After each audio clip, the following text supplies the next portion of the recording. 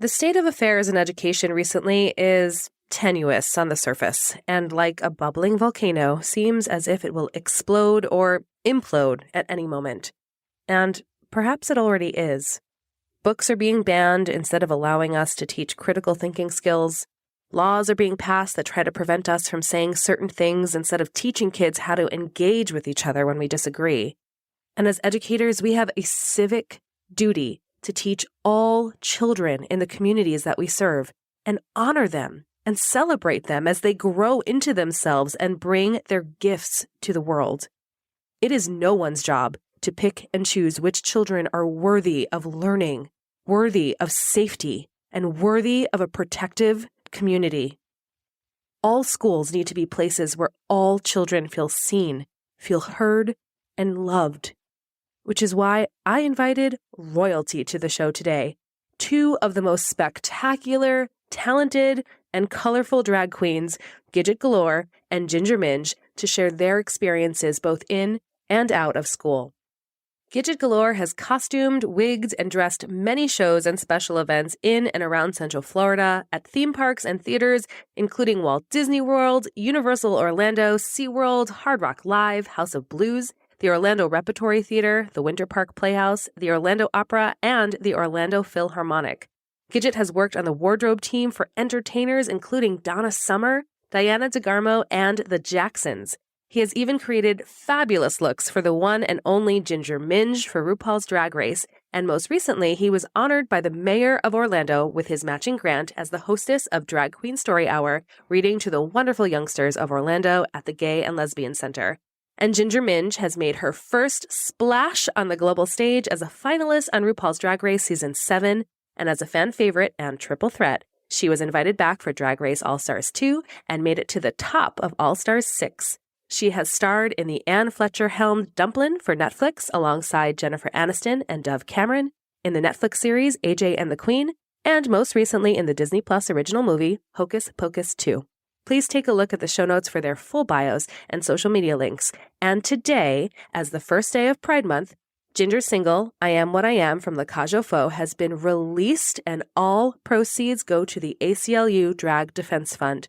This song and her campaign is all about celebrating all of us because we all deserve to be celebrated for who we are. Listen up and take notes as we talk about how we all need to spread more love in this world. Remember all the passion and vision you had when you first went into teaching? Feeling like building young minds and creating community through your work would make a lasting impact on this world? Well, those days may feel like they're behind you now because you're exhausted, stressed, and overwhelmed and frustrated, but I'm here to tell you it doesn't have to be like this. In fact, the love of teaching never really went away, but it absolutely needs transformation. Welcome to the Take Notes podcast.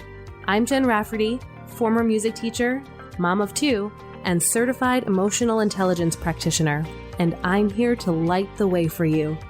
In order to create a generational change for our kids, we need to shift the paradigm away from the perpetual stress and overwhelm and into a life of joy and fulfillment.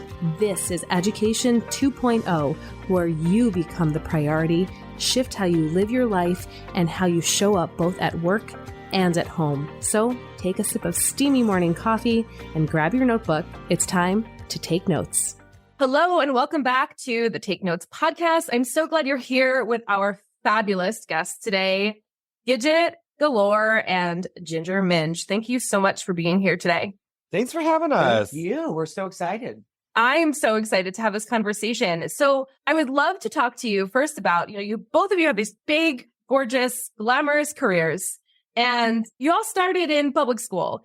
So I want to know a little bit about what was it like growing up in public school when you were kids? Well, to be completely fair, I think our lives seem big and beautiful and glamorous, but it's not too different from growing up in public school. There's still the same amount of pressure to wear the right thing, say the right thing, be friends with the right people, and you get bullied probably twice as much. So there's still a lot of the regular stress that I did grow up with. I think that public school really kind of, prepared me a little bit to deal with that in the real world. And sometimes it still gets really crazy, particularly right now. Drag is such a hot button issue for some reason. Right. Yeah. We're talking about hair and makeup.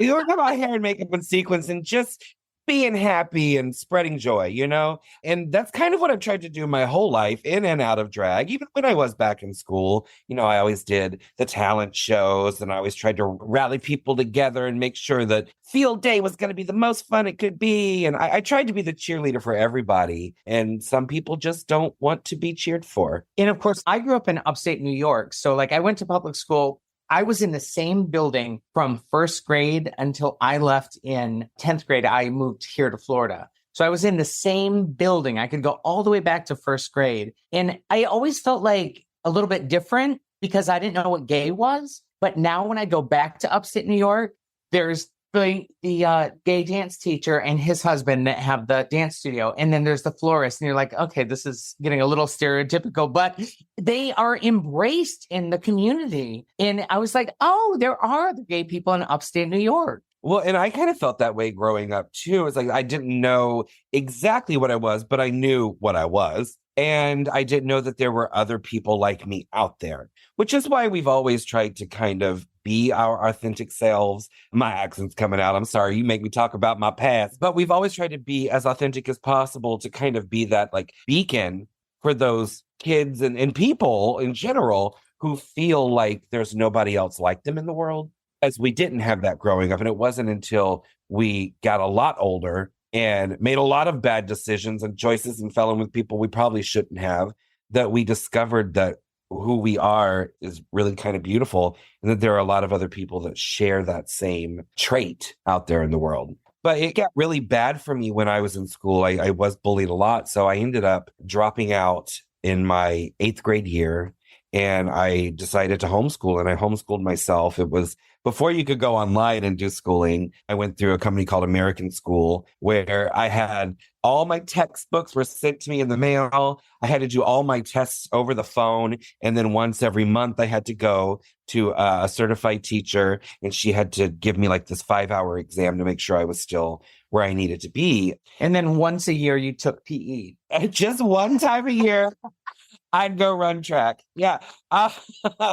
But it was something that was just really so difficult for me to kind of wrap my head around. School was not a place that you felt good. No, I mean, there, of course, were moments where I felt like I shined when I was in school. I was lucky enough to have a lot of teachers who understood me before I understood myself, and they protected me. But when I got into my 7th grade year, I had a teacher who, for no reason at all, I was always an exemplary student. I was always, on the honor roll. I showed up on time. I was never late. I had never missed a day of school unless I absolutely had to. I was a very good student, but for some reason, she just didn't like me. And because she didn't like me, she didn't protect me. And it was to the point, I was probably like the 20th time I had gotten beaten up and called a faggot that year, even though I didn't know what it meant. I guarantee you that the people calling me that were just repeating something they had heard at home and didn't know what it meant either.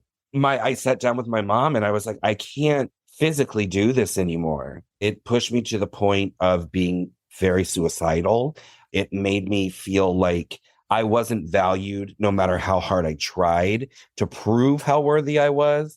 And so we decided that the safest thing for me to do, especially for my mental health, was just to go to a homeschooling program. And my mom was also very good about keeping me in contact with different school activities. So I still got to go to prom with the friends that I knew from school. I still got to participate in the drama club at a school that I didn't go to, but was down the street. So I knew some of the people there and I still felt very involved, but a lot more protected in my own little bubble, which it has its pros and cons of itself. I felt like I was well socialized, but I also feel like there were moments that I probably missed out on. And it was hard for a long time not to hold a grudge against that one particular teacher. And then a couple of years ago, after I had gone through like extensive therapy and, I think that therapy, there's such a stigma attached to it. I think people just need to be open to talking about themselves and their feelings. That's all it is. all it is. We're working on it. Unload We're normalizing unload this. those boxes and put them away, you know? It's a relationship. Like every good relationship, a boyfriend, girlfriend, your family, like you talk to them, you will call someone we vent. Yeah. We vent. So now we pay somebody to vent to. But the thing is, like, they have the education to back that up and tell you, what does that mean? What do you think that means for you? How can you fix that? What can you do? And we know a lot of people that go to therapy and they're just like, I look forward to it every Tuesday. Yeah. Well, and it's also, I had to learn to stop asking myself if I was crazy. So once I got past that hurdle, I started attacking everything else in my past that had made me feel really bad. And it came back around to that teacher. And I looked her up a couple years ago and just going through her Facebook, I never reached out to her because the Facebook posts that she made and all the things that she shared really showed me exactly who she was and showed me that she never hated me. She hated who she knew I was or what I was. All of her views are very narrow. They're very bigoted. And I think seeing somebody like myself who didn't know what to call myself or what the ins and outs of being a homosexual man meant, she saw me just naturally being that. And suddenly in her head, I feel, and I'm just projecting at this point maybe, but I feel like she realized it's not a choice. This person wouldn't choose this. This person is miserable and picked on and beat up and this, that, and the other thing. And I think it made her question a lot of how she felt about us as a people, the community. And that helped me kind of jump that hurdle and deal with other people in my life who have now kind of taken up that role or try to take up that role and tell me that I'm not worthy and what I am is sick and depraved and twisted and da-da-da-da. And then I realized, oh, this is more about you than it is about me. It's all about them, right? I mean, this has nothing to do with you. Yeah, and it's very difficult as somebody who is in the public eye, who chooses to be an entertainer. It's easy to make it all about yourself. And you think the whole world revolves around you and everyone is either on your side or against you. It really has nothing to do with you. When you're talking about your teachers, growing up in upstate New York is a very small town called Beaver Falls, New York. And I was bullied in school, but I didn't really understand that I was being bullied. I kind of thought that it was just normal because everybody kind of razzed each other. Like we went all the way from it was a farm and paper town. So everyone's kind of country. And I didn't put on my first pair of jeans until I was in 11th grade. I wore slacks and cardigan sweaters. So of course I was called every name in the book, but I don't think it set me back because I really didn't think of it as something against me. I thought it was just school. So when I thought about when people say, oh, I was bullied so hard, then you look back and you're like, yeah, so was I. I was slammed into a locker. I was this, it was all of these things. And it comes back to the teachers. There were teachers that were not very nice to me. Like you had. I had a teacher shove me back in a desk one day and tip over my desk. And it was terrifying. But then you have other teachers that just kind of nurture you. Mm-hmm. And it was always the arts, music, band, all of those things. The history teacher is the one that got me. But teachers are so important for that. They need to everybody's going through something. Everybody. You don't know what somebody's going through. And that's how I go through life now. It's you don't know who's having a good day and who's having a bad day. So if somebody snaps at you, you kind of just got to let it go at some point because maybe their dog died. Maybe they got a divorce. Maybe they stubbed their toe and they broke it. Who knows? But on the other side of that, you can't allow the way that they feel to color the rest of your day. I mean, I'm a very empathic kind of person. Me too. Empathetic.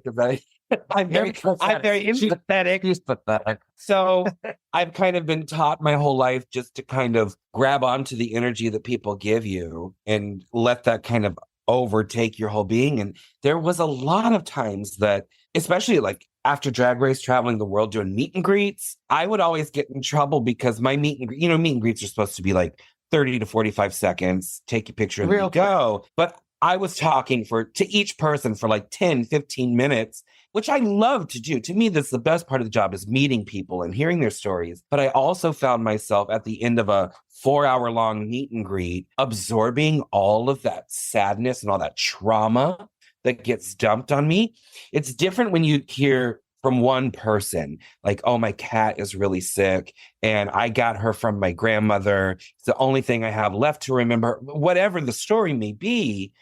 However sad it is, you hear that 400 or 500 times in a different way. It really kind of put me into this walking funk. Like I would walk around just kind of absorbing all of their trauma, trying to take it away from them and realizing that it was really impacting the rest of my life. And I only bring it up because, my sister is a 4th grade special education teacher, and she has been for 30 years now. Her whole life has been dedicated to this. Before I started doing drag, I was actually her teacher's assistant for a couple of years.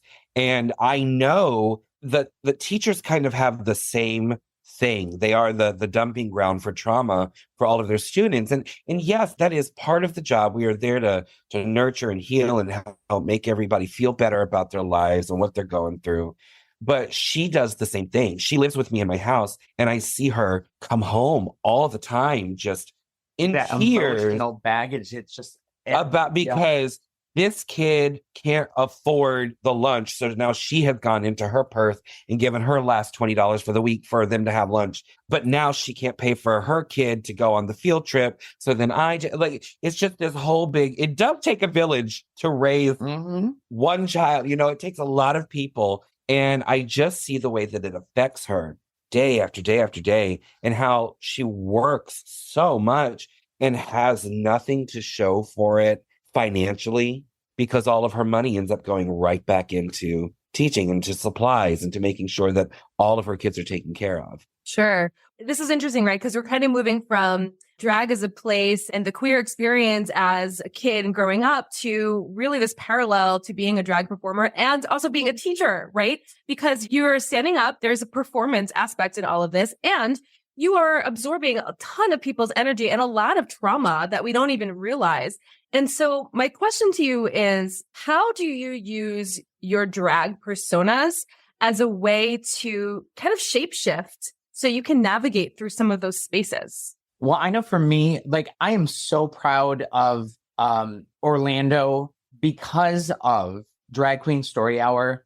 I have worked so hard for Drag Queen Story Hour, and our mayor has been amazing. And we've gotten the mayor's matching grant for the past 3 years now. So every book that I read to kids, they actually take home with them and it's 2 books. And I think that it's like teaching love, teaching this. I kind of feel like I am a teacher reading these books to kids about love and acceptance.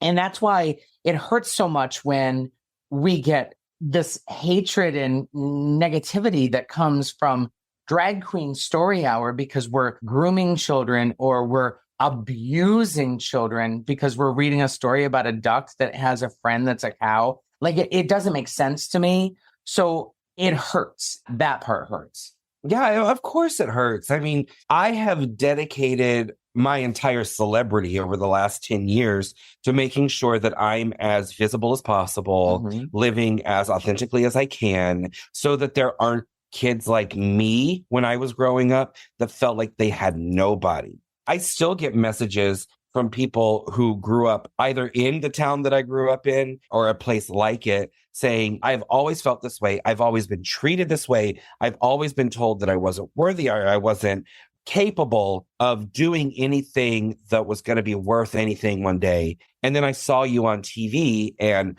like me, you're fat, you're queer, you're this, you're that. And I finally had somebody that I felt like I could look up to. And I'll be the first one to say, I am nobody's role model. That is not what I set out to be. Don't live your life like I live mine, but live it authentically for yourself. And don't be apologetic or ashamed of being who you are or what you were born to be.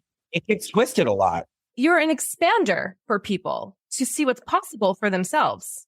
Exactly. And that's all Drag Queen Story Hour has ever been. It's all any of these family-friendly drag shows have ever set out to do. It's just to show all of these kids who do get bullied and beat up and shoved into lockers and not protected by their teachers or not protected by their community or whatever, it's just to show them it does get better. All you have to do is hang on. All you have to do is continue to love yourself and love the people around you, even if they're not giving it back to you. And you will succeed. You will be exactly what you want to be, when you need to be it, where you need to be it. That's all it's ever been. Yeah. And that message is universal. And what's so interesting is that the more visible now that drag has become, especially over the last 10, 15 years, right? I mean, this is now, mainstream. I mean, RuPaul's Drag Race is a household name at this point. It's the most Emmy award-winning reality show ever. It's incredible. And so this story that we're sharing, this narrative, while it is for the kids who are looking at you both and saying, where do I fit into this world and seeing possibility, it's also for everybody to expand their perspective of what exists in this space and how beautiful the, spectrum of humans are and how colorful and gorgeous. Then we need to see that and honor it and celebrate. And I think that this is the most beautiful way you can do that. And that's the crazy thing is like a few years back, I know that we talked about it, like it was Drag Race has opened up so many doors for just anybody to see drag queens. And now it's just so normal.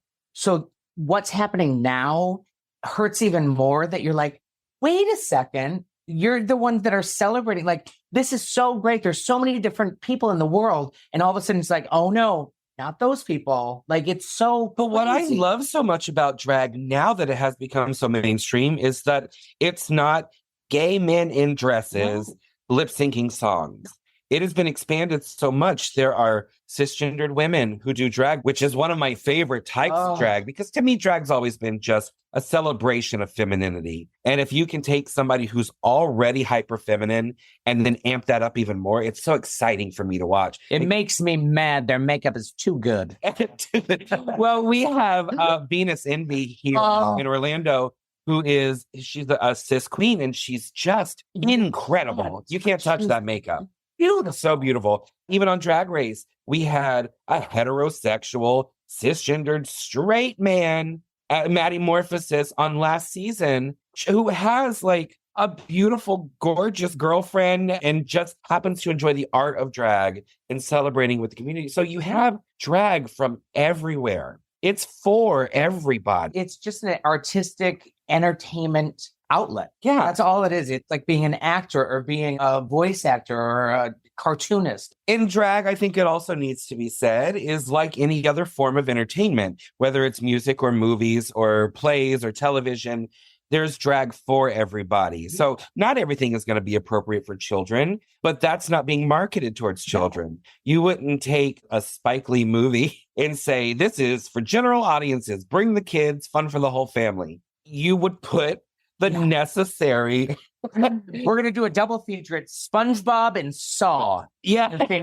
You're like, no. Nobody would do that. Like, just use a little common sense and you'll realize that it is being marketed appropriately when it is appropriate for which demographic it's appropriate towards. And trust me that the entertainers that we work with personally, I don't know about the entire world, but our entertainers, they know the market that they're in. They know it's brunt. They know it's this. They know it's theatrical thing for children. And again, the other thing that I've had to say in interviews and stuff, it just came out of my mouth one day. I was like, it's true. Like, I do want to be the beacon of hope for people who are different and feel lost and they don't have anybody to look up to. But I don't want your kids at my show they don't have any money. I want people there that are going to tip me and pay for the tickets and really appreciate what we're doing.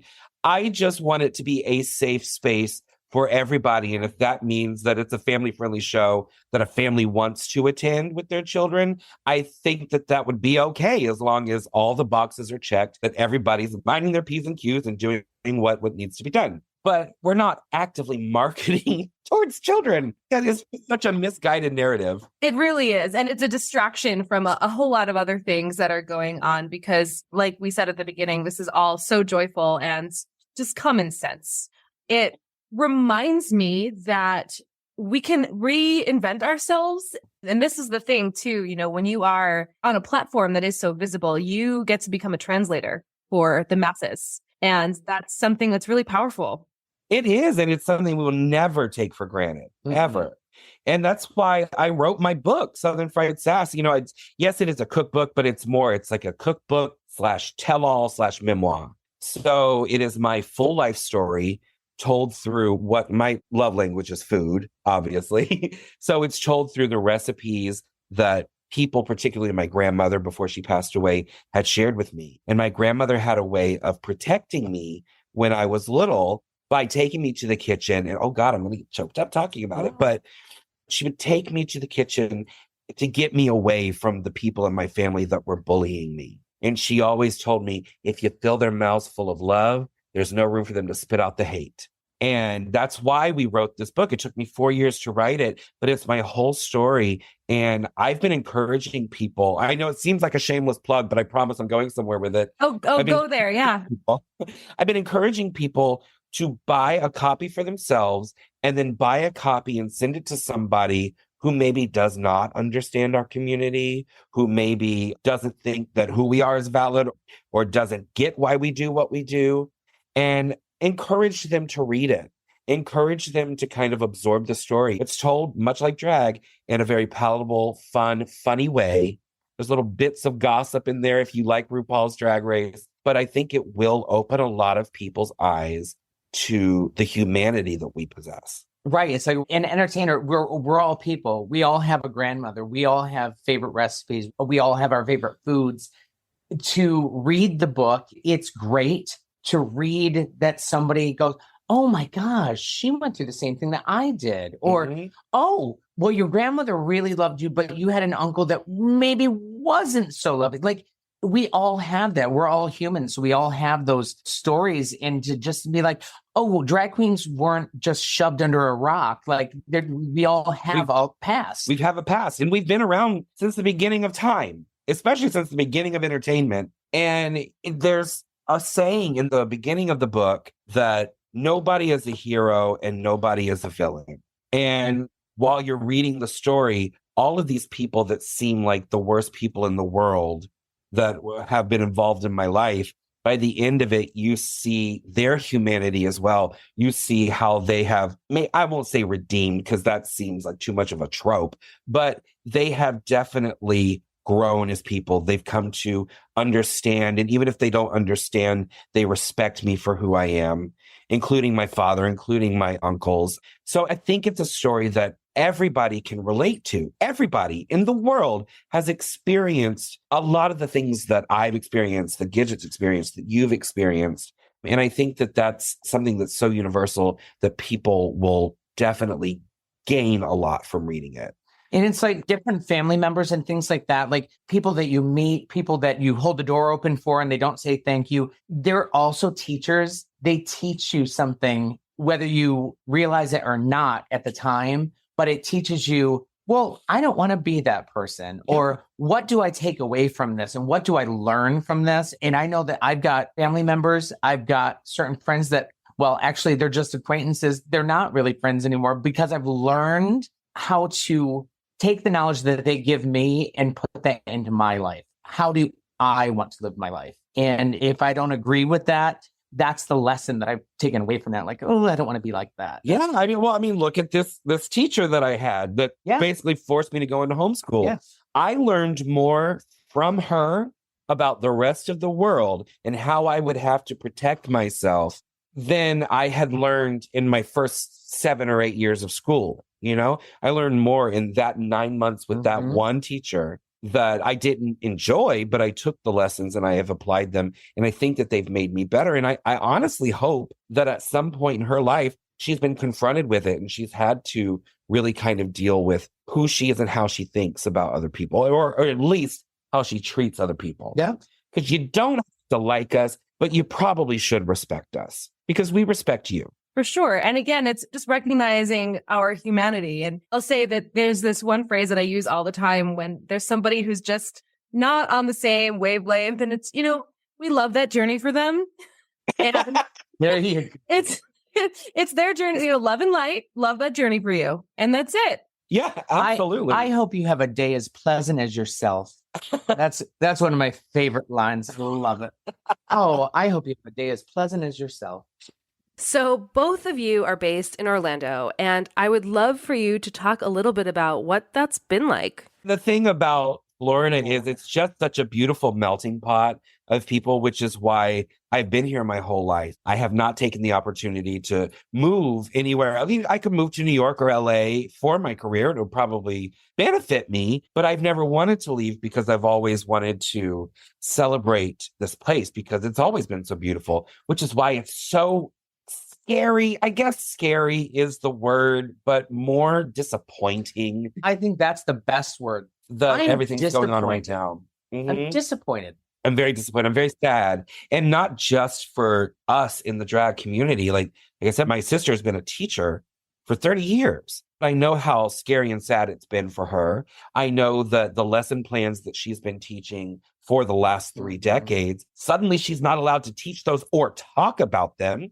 And she's not even allowed to acknowledge that I am her brother because of who I am and what I do, which is such a shame because, you know, Drag Race appeals to everybody. And there's a lot of the, every time I would go, if she would forget something at home and I'd run her lunch, or I'd go and pick up my nephew because she had to stay late, there's always a gaggle of teachers and parents and a couple of the kids that are like, oh my gosh, I saw you on TV. And it was always just a very sweet thing. And now just to protect her, it's like, well, just don't even acknowledge that I exist, which is very sad to me because we've always been such a close-knit family. I mean, my husband and I, we bought a house so that my mom and my sister and my 2 nephews could move in with us so that we can have the whole family together. And it's just become such a touchy, sad, scary, disappointing environment around that. And I think we realized that even more, like this past year, like the past 2 years, we have traveled so much. We have spent more time away from Florida than we have been at home.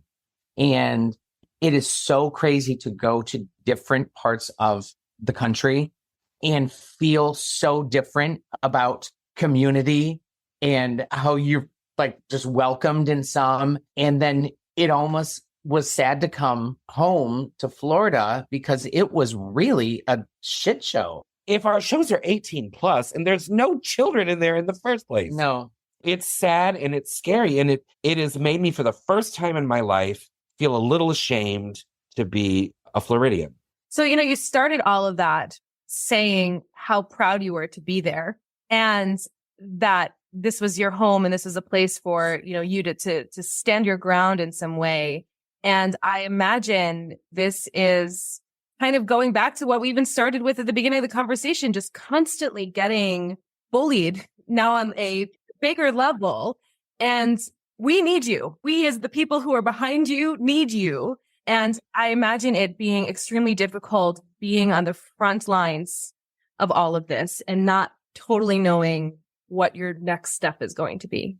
Yeah, it's so scary, particularly in Orlando, because of everything that we've gone through in the past decade with hatred and bigotry and all that. And it felt like after certain things happened here, the whole community banded together. You really did. And it was great. It was strong. With all that being said, what is your wish and your dream for the future of education? I just wish, honestly, that people could respect one another. I mean, and it sounds so trite, but it's so true. It's been my wish my entire life. I automatically respect everybody. And I'm not demanding that you respect me, but I'm asking you as a fellow human being to show me the same respect that I give to you. I approach everybody in my life, loving them, liking them, and cheering them on until they give me a reason not to do any of those things. You've got a perfect score stepping in. Yeah. Yep. It's like a drag pageant. You Sure step is. on stage You with got a perfect score.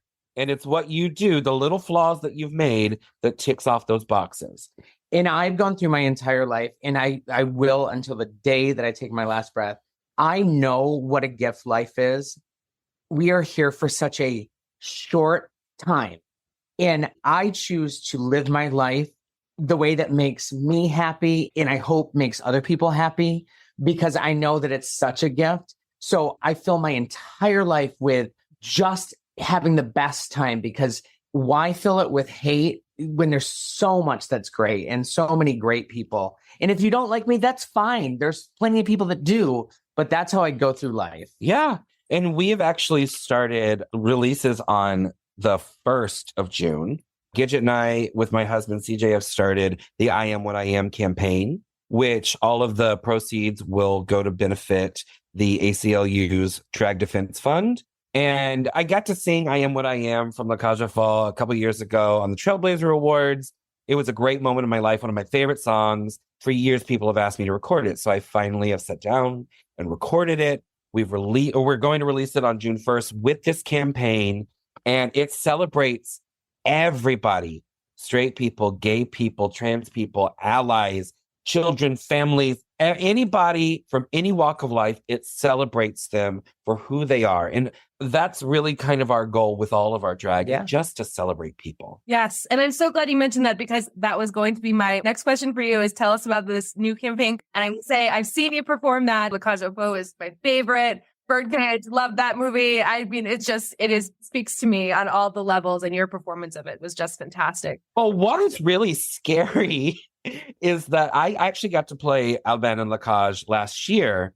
And it was before even all of the stuff against the drag community started coming out. And I was sitting there in rehearsals going, whoa, this is a lot more relevant today than it was when it was written 40 years ago. This is why I'm advocating right now to all of your listeners. We need to do a Broadway revival starring me, because we have not had, and that's what one thing that all of the reviews that came to my production in Chicago said, it's the first time we've seen an actual drag artist who has come from that background and that community play this role. And it colors it in a very different way. It's very authentic.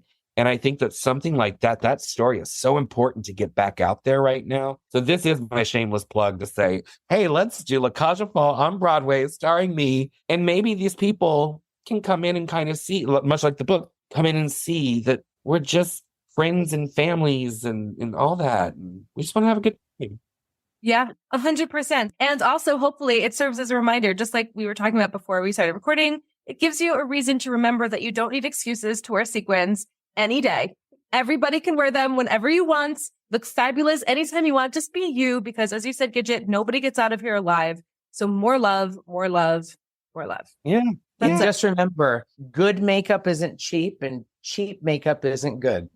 Fantastic parting words. But in the meantime, I will make sure that all of the things that we talked about are in the show notes, so people can get access to your book, to the ACLU link and that campaign, to the link to So Fabulous, which is so incredibly fabulous. And I'm just so grateful for your time and your talents. Thank you so much for being here for the Take Notes audience today. Thank you. Thank you. Oh, we appreciate you. This has been a great chat.